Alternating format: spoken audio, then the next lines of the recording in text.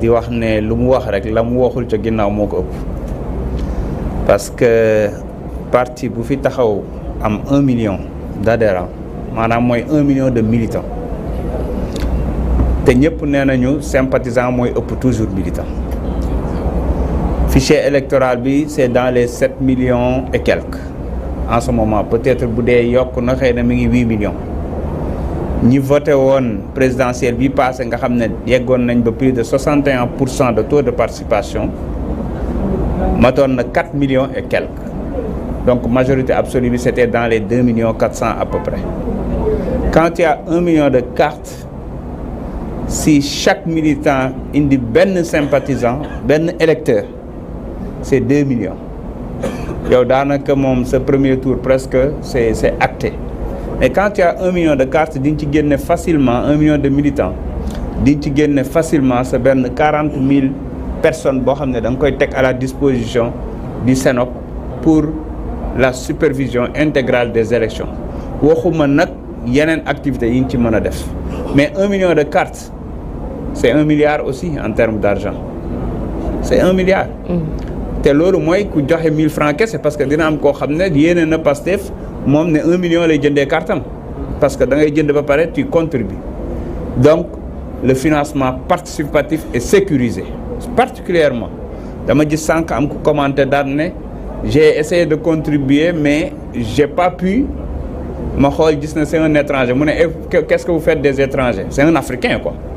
ça parce qu'on a sécurisé parce que soo nekkul sénégalais certifié que ni sénégalais nga mënuloo participer donc loolu yëpp day wone rek xarañteeg Pastef ak ñi nga xam ne ñooy nekk ci back office bi di def liggéey bu mucc ayib te boo leen taxawaloon fii duñ leen xàmmee ça c'est extrêmement important mais li ma amal solo li ma ëppal solo du xaalis beeg yooyu mais les données particulièrement le management des données bi ñu ci war a def parce que dafa bokkoon ci maillon faible lu Pastef yàgg nañu am des activités comme ça ay bokk na et tout am bokk ci ay élections mais on n'avait pas une base de données consolidée boo xamante ne nii soo ko interroger li nga ci soxla yëpp di nga ko mën a def ak analyser yooyu bii nag am na ko am na CRM am na tout ce qu'il faut en back office bii permettre tey lépp lu ñu bëgg a def on peut toucher directement ñu bëgg a toucher on peut faire des analyses on peut faire des sondages on peut maanaam dinañ ci mën a sukkandiku ñun Pastef pour di def de la prospection de la prospective et particulièrement des analyses pertinentes de la situation entre autres di def des formations ciblées et cetera di petit message lu nekk dinañu ko permettre kon li may wax mooy fi ñu toll nii ku gis dynamique bi président Ousmane Sonko nekk gis ko dynamique bi ex yi nekk ñoom ex Toussaint ñoom ex Daouda Ngom ñoom ex Birame Souleye et autres ak les futurs ex yi may xool nga xam ni parti bi fi ñu toll nii moom maam xam nga fas bu maam mën na jëm kanam te yaakaar naa ne du bàyyi dara ci yoonam parce que gars yi dañu am jot nag ba pare xiif yàkkamti affaire bi fi mu ne nii xam naa ne mot d'ordre bi dafa war a nekk rek 2029 gaawal ku nekk focus nag ngir yàlla ak yonent bi bu ñu perte benn temps ci benn leader wala benn parti bu dul Pastef parce que fii je le répète tout le temps ku fi am tuuti buzz rek waa Pastef la militant Pastef moom focus moom dafa mel dañ leen ko tere rek te yàlla xam na ne am na lu bëri luñ mën a def ci focus bi nañu dem jëliwaat livre solution nañ dem jëliwaat pétrole et gaz nañ dem jëliwaat les territoires du développement nañ dem jëliwaat le projet et tout li ci nekk yëpp ba ji nga xam ne sax ñoo ko liggéey muy ay documents yoo xam ne mu ngi fi Sénégal 2050 presse stratégie et cetera nañu ko jël def de l'auto-formation c'est très important di teg ay arguments yu leer ci réseaux sociaux yi di dem di convaincre di def ay groupe de 5 de 10 personnes di dem ci ay lieux de rencontre di convaincre ay nit di organiser des séances comme ça ba pastefiser tout le Sénégal parce que Pastef encore ni ñu ko waxee sànq Pastef mooy Sénégal mooy Pastef loolu foofu laa doon waxee ne ñun mën nañu indiwaat parti unique ci Sénégal dans la légalité encore une fois maanaam ci stratégie de massification ci stratégie de communication ci formation des militants ci déroulé boo xamante ne nii gis nga kuy jógati naan day créer parti sax wala damay bokk sax da koy tayal finalement danaan de toute façon fii moom da ngay sonal sa bopp rek à partir de ce moment ubbeeku bi nga xamante ne nii nag président Ousmane Sonko wax na ko te mu am nekk lu am importance là moi je m'adresse directement à nos responsables moo xam coordonnateur départemental nga moo xam coordonnateur de section nga moo xam da nga yor cellule moo xam responsabilité boo am ci parti nit ak tooñ bu ñu la mën di tooñ yàlla def malgré doole dañu amoon ak yëpp nga ñëw gagné leen gagné waat leen premier tour même chiffre yàlla fayul na la yàlla gën na laa fayul nag ba nit kooko walbatiku ne damaa finalement dama bëgg a ñëw ànd ak yow lii président Sonko rek moo ci am solo y a des exceptions ñoo xam ne moom wax fa dëgg yàlla bu ñu bëggee tuub sax di nga en tout cas tuub gi warul yombee noonu parce que foog nga mu wóor na la ne tuub nañu mais li ëpp solo mooy nañu ubbeeku la massification am na massification de masse mais am na massification en personnes ressources et en leader d'opinion ñoo xamante ne nii ce que j'appelle massification raccourcie nañu dem seeti leen ñun ñi nekk dans les régions nekk ci localités yi nekk ci coordination yi ñun ñoo mën a dimbale le président Ousmane Sonko ñoo mën a dimbale Pastef et le bureau le COMEX entre autres ñun ci suñu bopp xam nañu bët du yan waaye xam na lu bopp attan ku nekk ci ñun sa gox bi nga nekk xam nga ne diw mii kat ay na yowén donte ànduñu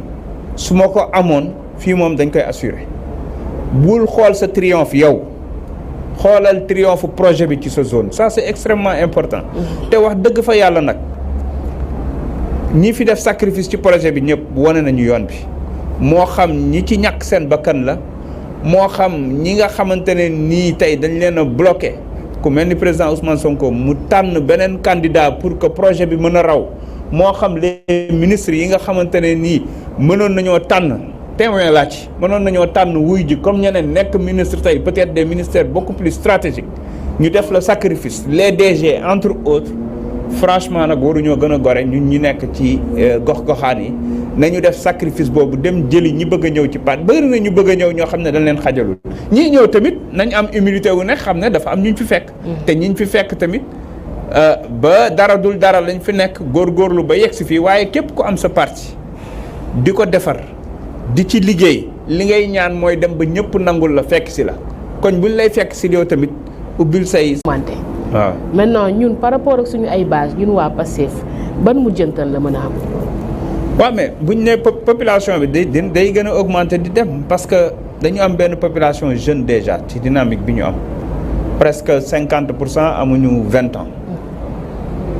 presque 70% amuñu 35 ans donc population bi gën a yokk la ñu ngi naan 20 millions. Je me demande même. État du Sénégal bu réussiroon digitalisation comme ni ko Pastef defee nii peut-être même romb nañu 20 millions di dem. Tout à fait. Ce que ça signifie mooy lii nga xamante ne nii moom mooy fichier électoral bi day yokk gis nga yi ñu bëgg a indi coppite yi nga xam ne da ngay inscription permanente la ainsi de suite donc fichier bi day évolutif. À partir de ce moment. mën nañu xëy élection jot ñu ne ñu am nañu 10 millions parce que ñun ci suñu bopp waa Pastef partout dans le pays ñu ngi sensibiliser nit ñi pour ñu dem inscrire ci liste électorale yi. ñi leen di enrôler. donc bu ñu yeggee 10 millions ça veut dire que yow tey tu es obligé nga gën a yaatal. gën a massifier gën a dem ci les primo-votants def le ciblage qu'il faut. pour gën a yokk sa nombre de militants mais aussi gën a yokk say. sympathisants pour que dynamique parce que gëm naa ne man si on fait le travail élection bu fi mën a am on n'aura pas moins de 60%. élection bu fi mën di am inchallah bu dee référendum moom 95 yi moom xam naa ne day mat te espérons que référendum bi du yàgg dara parce que tamit dina participer bu baax a baax ci leeral yëf yi rawatina ñi nga xamante ne nii moom jàpp na ne ñoom opposition Pastef bu Pastef ne woon bàyyi naa sax dinañ ko ne di opposé wu Pastef bu Pastef xëyoon na ñun bàyyi nañu dissoudre nañ parti bi def nañ lépp dinañu wër fan la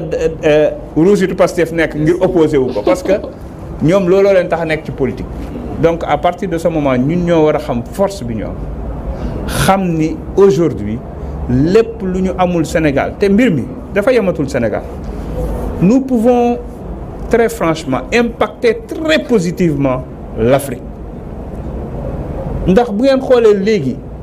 dans nos posts dans nos lives et partout limite sax africains yi ñooy ëpp